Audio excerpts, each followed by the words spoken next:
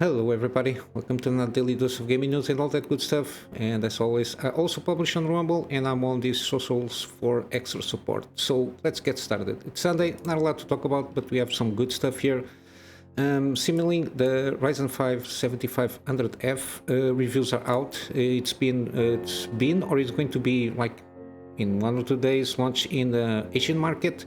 And the reviewers are saying, that probably it's going to launch also in the global market at some point in time. And the speculated price is around 180. At the moment, the price compared to Chinese retailer, it's around the equivalent of $172. So they usually round about a little bit more. But yeah, it seems that is very, very good in terms of how it compares itself to other CPUs, especially from Intel competition.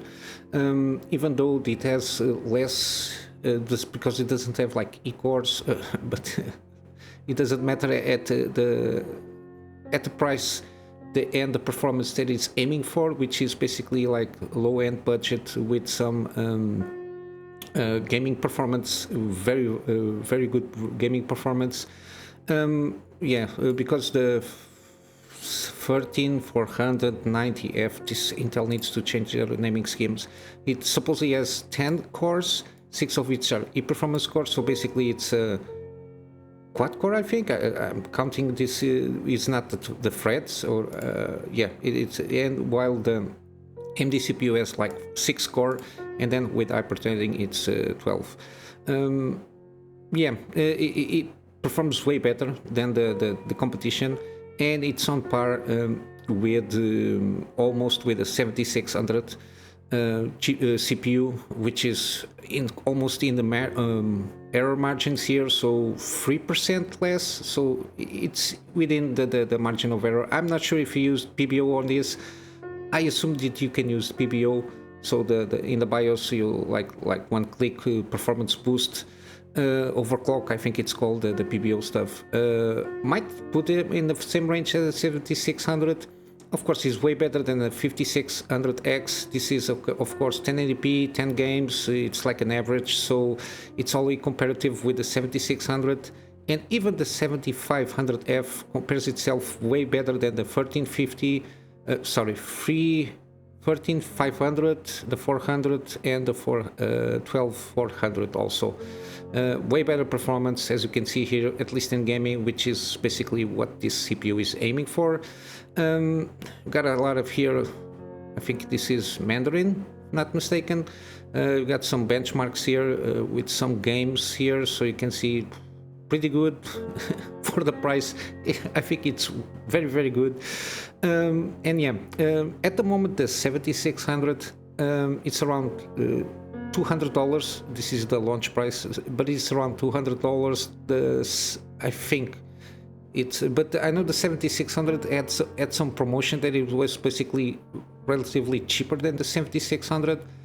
And the 7500F, it's going to be even cheaper in this price range, $20. If you have like a low budget to build a PC, it makes a huge difference, especially because the 7500F comes with a cooler, which however, the only thing that it doesn't have, it's like the Starfield bundle stuff. If you're going to take any value out of the game, I think the 7600 or the 7600X, if it has like similar pricing, I think it's a better option, given that you get the game for free.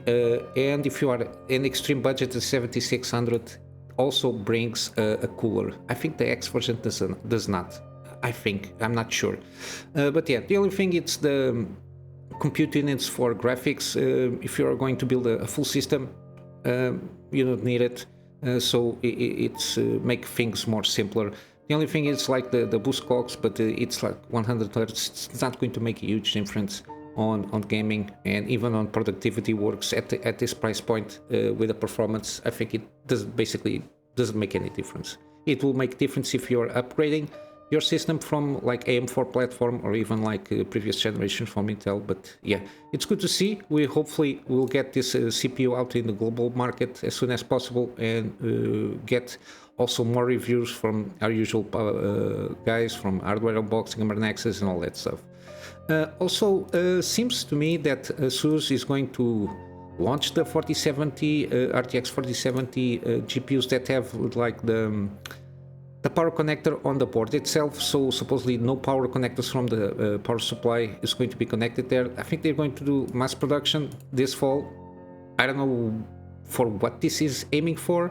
Mainly because you have to have a compatible motherboard to plug this GPU. ASUS, of course, has those motherboards, but yeah, if you already have the system, you just want to operate the GPU, which is going to be the most cases. You're just spending extra money on the motherboard to get this GPU. So, and the fact that the GPU itself it's good, but the price still it's way above what it performs. So, I don't know. I think they're going to try to make it like mainstream stuff here. The fact that you have like lower powered GPUs, because I think the 4080 and the 4090 cannot handle this delivery from the PCB here because of how the power delivery works from the motherboard. Plus the fact that I don't think it's like a long-term good investment on this. Not only because of the technology itself, but the fact that you're doing a lot of all the power delivery throughout the motherboard, the stress that it's going to do on the connectors on the motherboard and it's in the power rails on the motherboard, it will create its zones on the motherboard itself because of the traces on the motherboard that deliver the power. I don't know how this is going to affect long term, like nearby, like for example, I don't know, the M.2 slots, any controller that it might have on the other side of the motherboard, like for example, memory controller or something like that, or even like the USB connector stuff.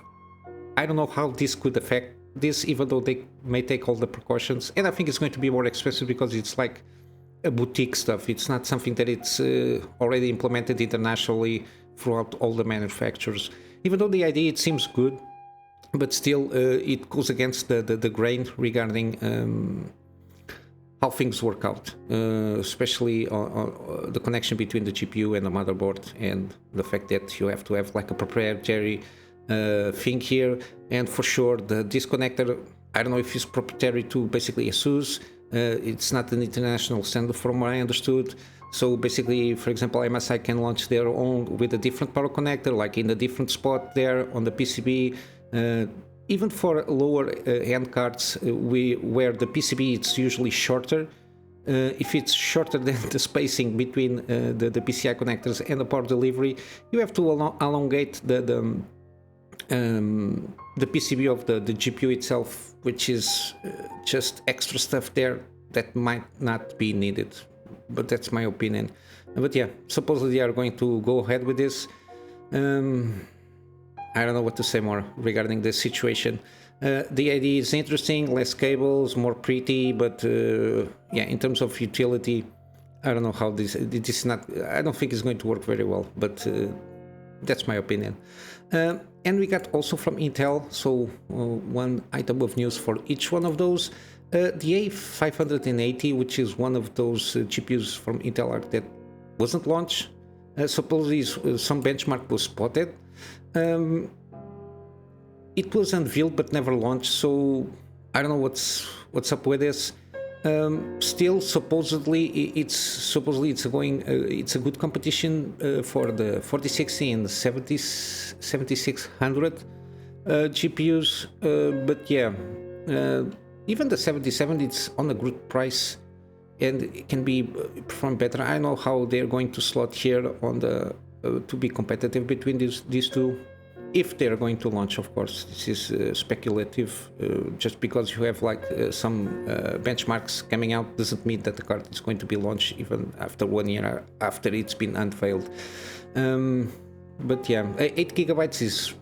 It's too late, too late to launch a GPU, another new GPU with 8 gigabytes. At this price point, I expect the minimum of 12 at least. even though 16 with a memory bus, if it is a 256 bit wide bus, I expect that at least 12 to 16 gigabytes of GDDR6. Less than that, it's not going to cut it out for the current market, because these 8 GPUs, we already know the story behind this. It's getting to a point that for low-end gaming, even at 1080p, developers have been warning this for a few years now, that it's getting harder for them to try to optimize the gaming stuff, the games for 8 gigabytes, even at 1080p, to have like a good graphic settings here.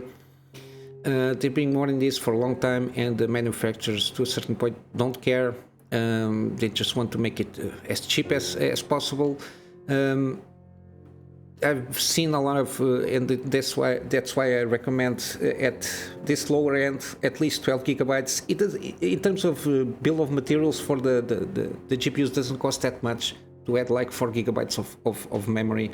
With a good memory bus, of course, it's always important.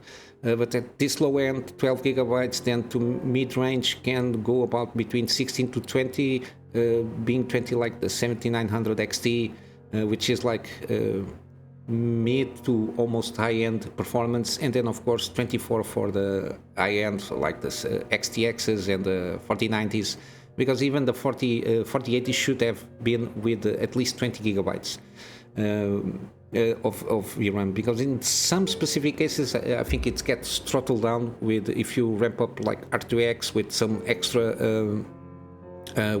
textures and everything that occupies the VRAM buffer there. But yeah, we'll see how it goes. If I was me, I'd just keep myself quiet and don't launch this GPU. It's not going to do a lot of mixing around on the market. If it was like a 12 gigabytes, I think it might get some noise here and make some market share, because of the competition with the lower end of the 4060s, and which is basically a 4050, and a 7600, which is basically a 7500. But yeah, I'm going to get some games to wish list, which is this one, Hades 2, doesn't have like not even a year to be launched, but it's going to be the sequel of this excellent game, Hades, the first one. This is like a roguelike hack and slash with some roguelite mechanics here. This is an excellent game. It's overwhelmingly positive all over the place. If you like this kind of games with, of course, with isometric views, this is a very great game. Everybody likes it, even people that usually don't like this kind of games. The story itself, how the gods and the mythology around it, and the story how it evolves and it is intertwined with the gameplay mechanics, it's very, very good. And hopefully we will wait for when there's going to be a deal on this game. I will let you know. But if you're very curious, you can get this. No, it's not compensate, like $25. I think it's well worth the price here. But if you're a little bit short on cash, just wait for a deal. I will let you know when it comes up for you to go. In the meantime, you can wishlist this game. This is going to be a very good game for sure. I think this is the cousin or the sister of the first character. I think it's going to be in the same veins. I think the mechanics, of course, going to be a little bit different. I think seems by the gameplay footage here like a more roguish player, with more magic imbued, if not mistaken. But yeah, this is one I'm very excited to come out. And I'm going to wrap up some gaming deals. We still have like the Plague Tale duology here. I advise you, if you want to, if you don't have the both games, to the bundle of the two games. It's way cheaper. You got The Innocents and Requiem. Each of them has a gaming deal, but if you add up the two, it compensates more to buy the package here. Till the end of the month, so around 30 hours for the bundle deal, so 2 days almost. Basically 1 day when this video comes out. So yeah, I think this seems pretty good. I think the second one is an improvement from the first one, from what I understood. Never played these games, never watch anything, because it's a game that I'm interested in, and I usually don't like to be spoiled. But yeah, you'll get also still the BioShock Remastered stuff, and also BioShock Infinite deal. Here doesn't appear the promotion, but it's on a promo. At least the BioShock Remaster, I think it's one of those games people have if they like games and they are interesting on game mechanics and how some stuff, a lot of games of today were inspired by BioShock mechanics. I think this is one of those you have to play to get a sense of how good this game is. And of course, also BioShock 2 Remastered. Not as quite as good. It's got some interesting, unique stuff here, but I think it's well worth playing to get a good sense of the how, in this case, Rapture, how it went along the story, and of course BioShock Infinite. I already have this one on my gameplay series, because my game library, sorry, because I did a gameplay series of this one. But yeah, the trilogy is very solid. I think it's well worth buying it, and the remastered ones are with the improved graphics here. And finally we got Shadow of Tomb Raider. I find it funny because supposedly there is a 56% off on the bundle for the Tomb Raider Definitive Shadow Tomb Raider Definitive Edition, but it doesn't appear on my wishlist as a gaming deal. I highlighted at least, so I find that interesting. I already have the other two, because I did the Rise of Tomb Raider gameplay series also, and the first one I didn't do. I don't know why. I missed out on that one. But yeah, this is a very good game from all the reviews that I saw, and it's like the trilogy completion here. When I make my PC, I will sure to. I think I'm going to redo the free games at some point in time, so I can, because I forget a little bit of the story. For sure, I would like to play this trilogy. I think this is a good reboot on the Tomb Raider series. And yeah, basically this is it for today. I'm going to wrap up with my GoGetFundMe for me to build my PC to get better, more content for my private clients, and of course start doing some video stuff for them. Because at the moment I can only do writing stuff, I cannot do anything more. And of course in my free spare time, do the daily videos of better quality, doing some scripted content to get in some deep dives on some stuff that I like to talk about, and resume my gameplay series and possibly doing some live streams in the future. And that is it. I hope you have a wonderful day, and I will see you in the next one. Till then, Kunamy Master out.